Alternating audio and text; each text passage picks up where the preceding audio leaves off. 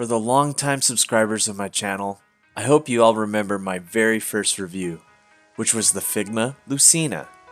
Until this day, she is one of my favorite Figma figures, if not the best Figma figure that I own. So when I heard that the Dragon Child was going to be made, I just had to add her to my Smash Brothers collection.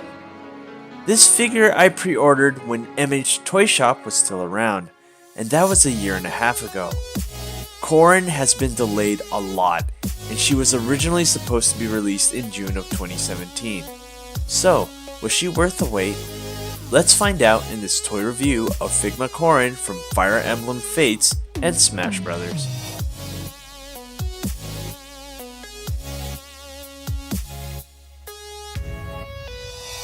Let me get something out of the way first. I have yet to play Fire Emblem Fates. I will get around to it eventually, so I'm basing this review on what I know from Smash Brothers. So, let me start off with the negatives of her overall design.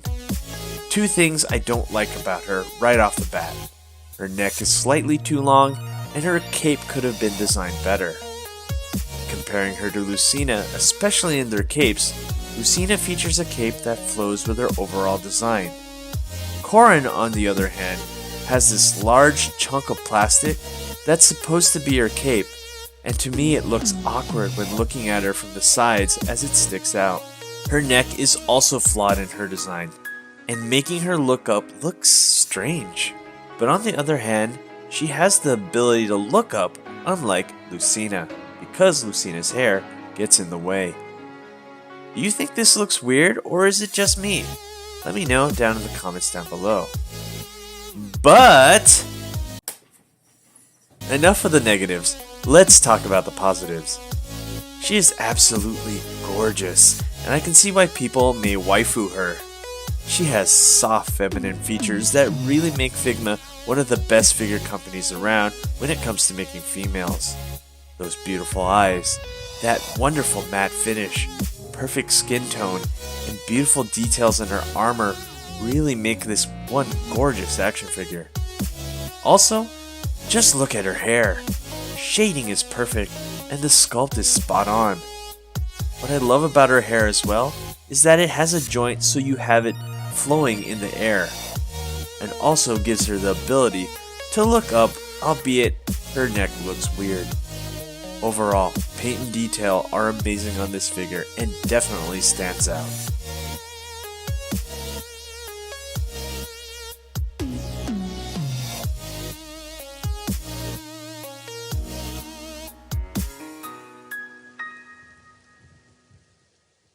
When looking at her scale, she stands roughly at 5¼ inches. And here she is with Figure Arts Lucario, Charizard, Mario, Figma Link and Zelda, and as you can see, she fits really well with all of the Smash Brothers cast. And just for the heck of it, Marvel Legends Jessica Jones and Thor. Looking at articulation, she has an up and down at the toe joint at the ankle, bend at the knee, ball joint and upper leg that is hindered by her skirt, two joints at the midsection for a nice ab crunch, double jointed shoulder, double jointed elbow, wrist joint, two joints at the neck, two joints at the cape, and lastly her joint in her hair, giving her around 24 points of articulation, 3 more than Lucina, making her very poseable.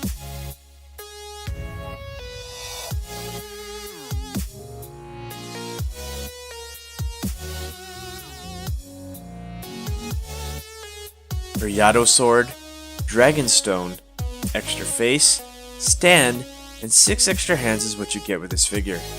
For a Figma figure, she is lacking hands and another face, and honestly I expected a little more at this price point. Looking at her Yado, the sword looks amazing, with awesome looking details and a shimmery gold finish that is accurate to the game. I wish she came with her Omega Yado sword, which was a Good Smile bonus for pre-ordering on Good Smile's site. Man, am I kicking myself right now for not pre-ordering when I had the chance. That sword is so sexy. The sword can be placed in her hand by removing the handle like so and sliding it in the designated hand. This prevents any bending of the hands to fit her sword. a common thing Figma does and is well appreciated. Her faces are her soft smiling face and yelling face. Both faces are really nice and well painted.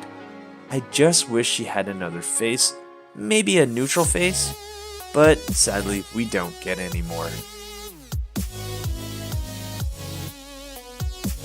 The Dragonstone is a beautiful multi-angled crystal-like plastic, which looks really cool when you put it in the designated hands.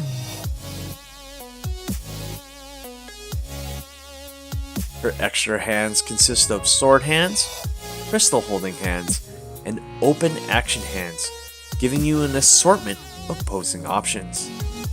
Lastly, the stand connects to her cape like so. This is somewhat new to me, as usually the stand connects directly to the figure's torso, like Lucina here. Honestly, I would have liked the old way, as I believe the cape wouldn't be so intruding because it has to accommodate this stand.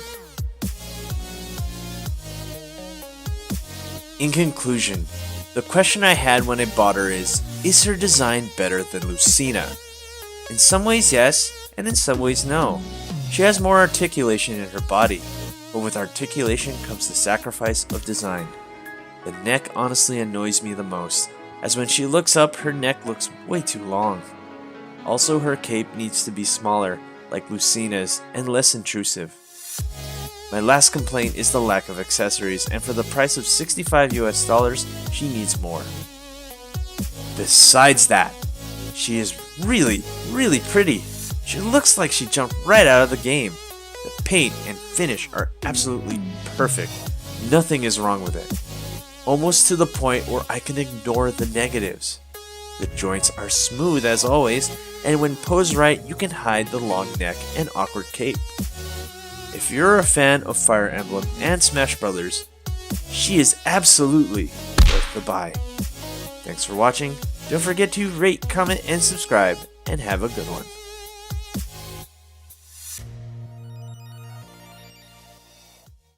Hey you! Thanks for watching. Rate, comment, and subscribe. Where? Right here. Not there, right here. You. And thanks for watching. So, rate, comment, and subscribe. Right here, right there, right here. Yeah.